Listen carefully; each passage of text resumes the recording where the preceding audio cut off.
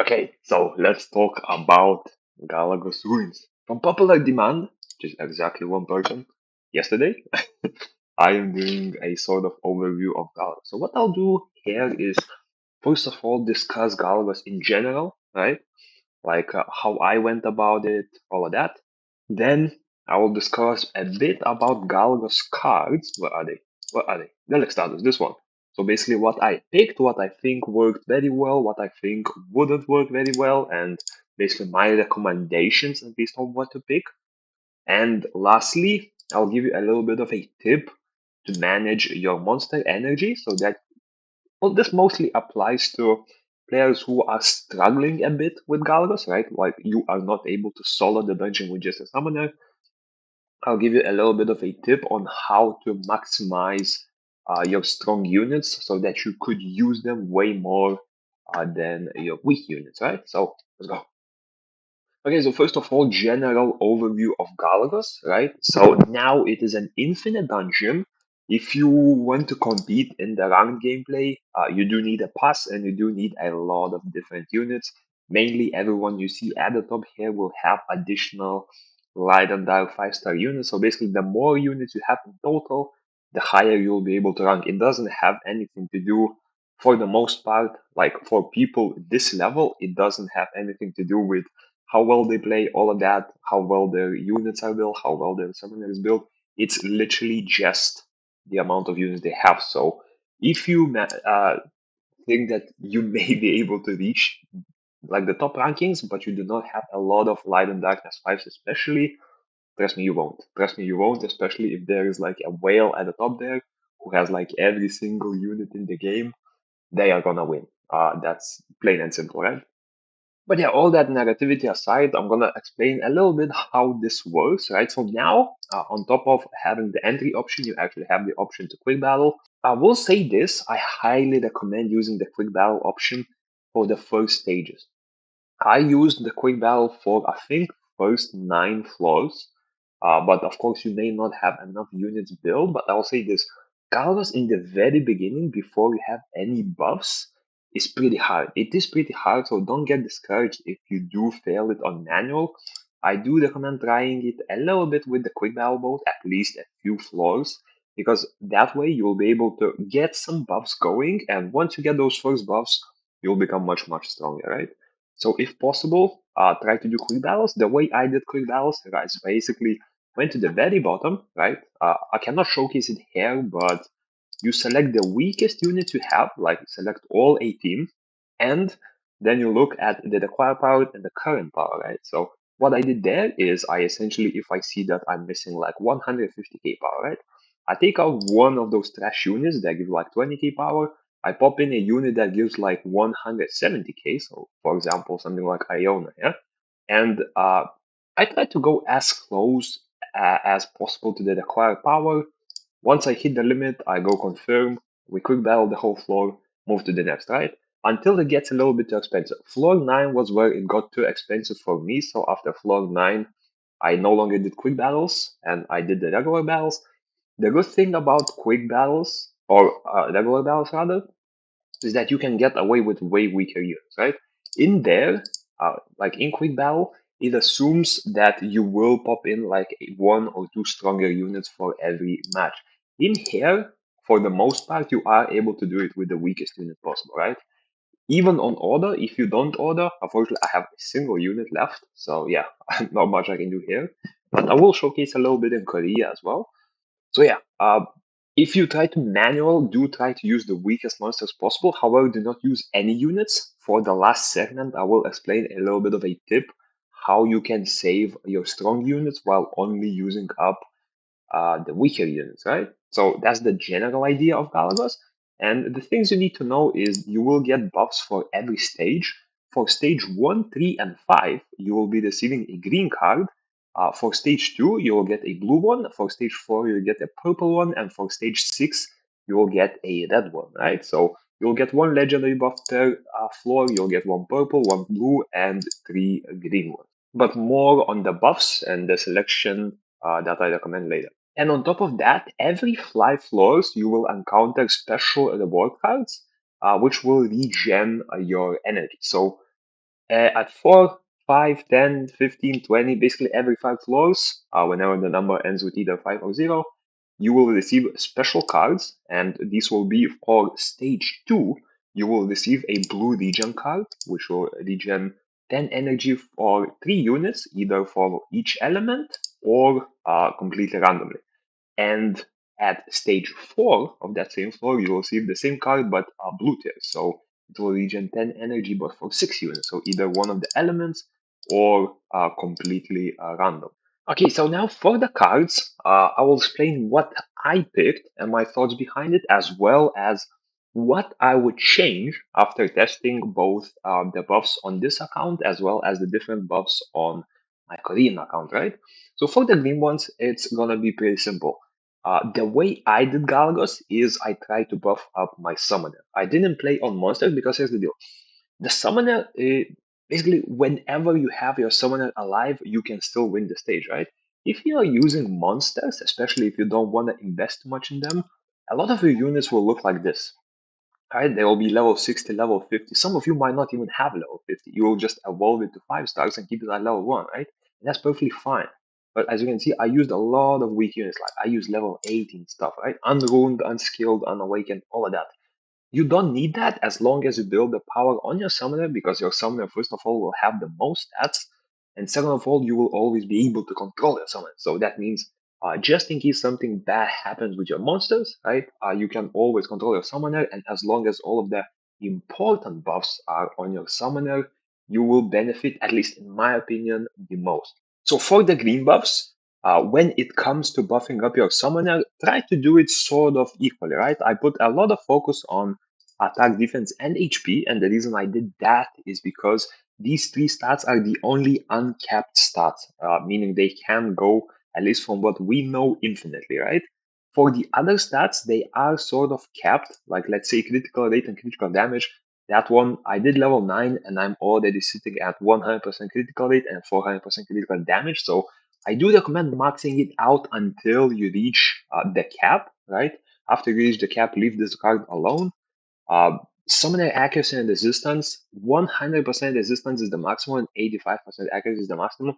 I wouldn't pay too much attention to resistance, but I would prefer you to max out accuracy to at least 85%. Once you get accuracy to 85, you can be done with that. And for precision and evasion, honestly, pretty good stats, but for most summoners, stuff like precision will not be too important. And evasion, it's nice, but in most cases, tankier stats will be a little bit better. And for the monsters, I have been mastering a big mix of them, but I found out that since monsters mostly, like at least in earlier stages, will die out, and in later stages, they will simply not do any damage, even if I build like this. Like you can see, my monster critical and critical damage is maxed out.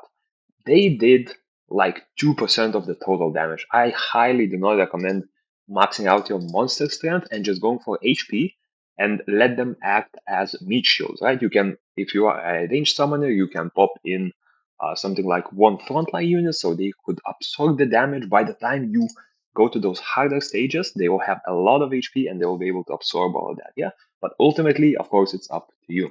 And now here's something I learned a little bit too late, so I recommend you to watch out for this because you may make a mistake. So, the ultimate buffs, you will notice that have various icons, right? And for the purple and blue tier buffs, you essentially wanna buff up your ultimate. So what purple and blue tier spells do, they will either be neutral, which will affect your strength in general, or they will be specific to a certain ultimate, which means by ultimate I mean a legend, of course. So, for example, this is like the Feng Yan ultimate, right? It will be like a big ring around you, and once you notice this, there's this little Feng icon, right? It strengthens the Feng Yan skill.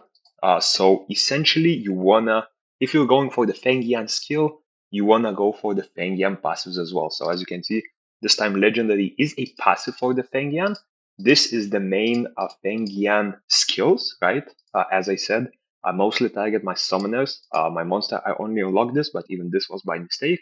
So I would recommend mostly targeting everything to your summoner if there's a choice between summoner and monster. That way, you will just be controlling all of the damage. Even if your units die, you will be able to complete the stage in most of the case, right? And very similar thing for the blue ones. You will see that some of them are neutral. Let me see if I can find a neutral one. No, it looks like there may be no neutral blue ones, or I may have not unlocked them actually. Let me quickly find one. There we go. We got some neutrals here. So let's say you can do something like this, like buffs up your summoner, buffs up your monsters with attack, buffs up your summoner with HP. As you can see, there's like no dependency here. That means it's sort of like a neutral buff, right? So essentially, when it comes to relics, you will want to build either depending on the main stats you picked. For example, this is like a main stat, let's say. This looks like a Wusa's buff icon, right? And some of the passives will build on that main ultimate. So for example, here you can see some of the passives that I buffed up for that. Since I went hard on the what little buff and debuff passive, I have picked some buffs that also help it out. So as you can see here, if I have 7 or more beneficial effects, I get level 21 damage dealt up. And as you can see here, this skill alone applies 15 various buffs, right? So if you stack those combos, your main properties will become super, super strong, and you will, in most cases, will do massive damage, or you will just be unkillable. And now for the cards that I would personally recommend. However, it will also depend on how you like your playstyle in Galagos, right? So one card I will recommend regardless of which summoner you play, which playstyle you play, is Universe. This one, it will essentially max out at level 19. It's not worth going above level 19 because as you can see here, before level 19, the cooldown decreases quite a lot by a second, by 2 seconds, right? After that, it will decrease by 0.1 second, at which point is just simply not worth it. So I maxed it to level 20. I would recommend maxing out to level 19 only. And what this does is essentially it applies 15 random beneficial effects at level 4 that will last for 10 seconds. And on top of that, it will apply 5 random harmful effects to the enemy at level 4 for 10 seconds. And there is a 15-second cooldown, which means there is a 5-second downtime on this, which means that, whoa, 5 seconds to kill you could be quite a lot in Galagos, right? But there's a very good buff that I would also recommend picking together with this, and that is Hard Skin. As you look here, increases the duration of beneficial effects applied by 54%, which means that the buffs you get there will last 15.4 seconds, and there is a 15-second cooldown, which means you will have 15 random buffs permanently. They will change a bit, but trust me, once you have those buffs, there are so many defensive buffs, there are so many offensive buffs, it actually gets great. You get crit damage taken down, you get defense buffs, you get anti-crits damage taken downs, degens, all of that. It's crazy, and the moment those buffs proc and the debuffs proc on the enemies, you will one-shot everything. Now, the other two legendaries I personally like is the Fengian one.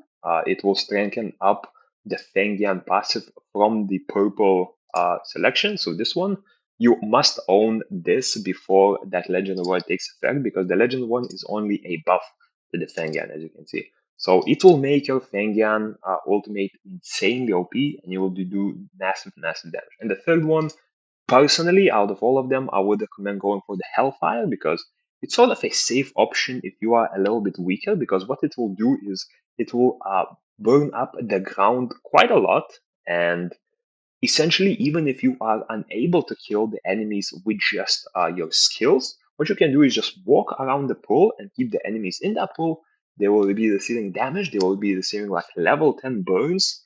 And once you buff up this passive with other passives, it's gonna doing massive damage. And now here's a little tip I wanna give about this part: max relic quantity. I made a big mistake here, which will, like, if you don't follow this, it will cost you a lot of gold, a lot of missed buffs, and potentially some crystals on re-rolling all of those. So what this max quality or max relic quantity does is essentially there is only a certain amount of color specific cards that you can pick. So you can only pick like throughout the whole Galagos run, the whole month, you can only pick 3 different legendary ones, 9 purple ones, 13 blue ones, and 12 green ones, right? So until you hit that cap, let's say with legendary ones, legendaries are the easiest to max out. You can max out at floor 3. What it will do is if you have 0, 1, or 2 legendaries picked, different legendaries, this does not include level ups, it includes different ones. If you have less than 3 picked, it will cycle through all of the cards possible, right? So there will be a total of 8 options. You will see 3 on the screen, or 4 if you have the Galagos pass, and it will cycle, right? You see 3, you don't see the one you like, you can refresh. Again, it will pop 3 up. It could be the same, it could be different. It will never, like, it's completely random, right? But once you hit the limit, it will only cycle those cards that you have picked, which means that if you select 3 different orange cards, right? At every floor, stage 6, it will only show you these 3, which will save you a lot of gold and potentially some crystals on rerolling. So you could save those for the earlier stages instead. So what I would recommend doing is first of all maxing out the legendary ones, and when it comes to maxing out the other ones, think about, I would highly recommend going to all relics menu, look at all those and pin them, right? Pin the ones that you plan on taking and pin exactly the amount that is maximally available. What this will do is, first of all, you will be able to easily see the cards that you actually want in the selection screen. And second of all, once you max those, instead of, let's say, having 9, or rather, you will have only 9 choices total when it comes to purple cards instead of like what is that, like 30, right? So it saves you so much gold when it comes to cycling those, as it's way easier to cycle between 9 different cards instead of between like 30, right? So try to max out these as early as possible. Take a lot of different level 1 buffs just to max it out first, and then you can start stacking the levels of those cards.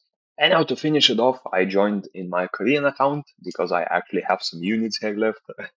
And I will give you a tip on how to manage your energy so that you have a lot of extra units, especially strong extra units to use. So you will remember me mentioning that you will regen energy at each floor. Well, it says area, I guess we can call it area. Area 5, area 10, 15, basically every fifth area. At level 2 and at level 4, you will get a card that regens your energy. How you can play with these a little bit is there is a way to basically target the ones you want. So what you want to do, and you have to do this before starting the Galagos, starting from the very first floor, even if you're doing it on quick battle, right? Because this does benefit quick battle a lot, especially if the unit is somewhat bad in it. Like, for example, a unit like Huaki is amazing in Galagos, right? But a unit like Argen isn't. So maybe you can use your Argen as a quick battle unit, just give him a lot of power, right? And the same method will work. So what you will want to do is you want to select 1 or 2 elements for, first of all, if you have 6 or more strong units powered up. For me, the closest I got was the fire one, right? I have 5 units fully maxed out, well, at level 8 at least. I don't play this account anymore, and I had one somewhat stronger fire unit, right? So I chose the fire element. I only chose one element just for testing purposes, since I'm not gonna play too much on this. But if you plan on playing further, like floor 10 at least, you can choose 2. I wouldn't recommend choosing 3 or more, as you will just run out of monsters. But what you wanna do is when it comes by the stages where you regen energy, so area 5 level 2 or 4, as well as area 10 level 2 or 4, by then I recommend having at least 6 of those strong units used. So let's say you always get stuck at the boss stage, right?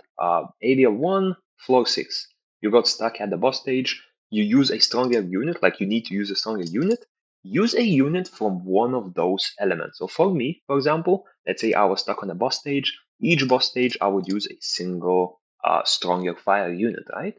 What this will do is, once you use those stronger fire units, you want to use the weaker units, basically the fodder units, all elements that aren't the elements that you picked. So for example, I only picked the fire ones you'll see that I'm using all of the random weak units that are like low level, but I'm not using fire units. What you want is you pick one or two elements that you do not use when it comes to weak units. So you will see that a lot of units are used.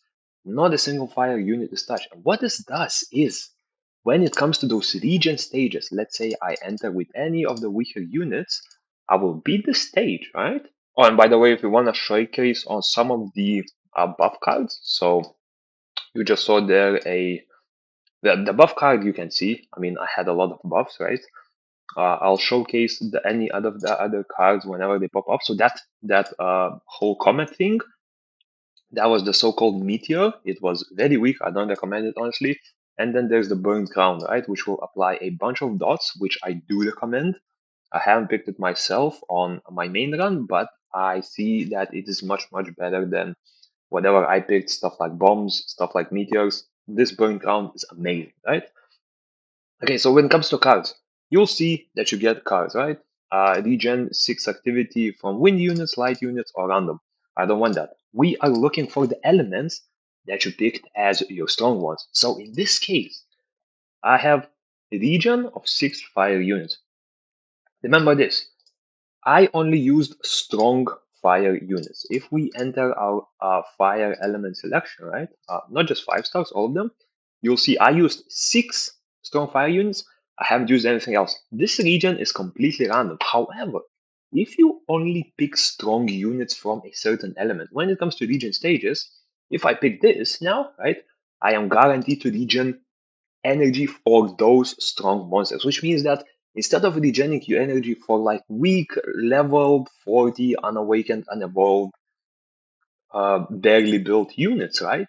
You regen energy for those important units, especially if you struggle with those harder stages, which means you will be able to save a lot of resources on building those weaker units, and you will be able to use those strong units much more efficient. And you can do this every 5 floors. You can regen 9 units, so you can do something like let's say your strongest element is fire and the second strongest is wind.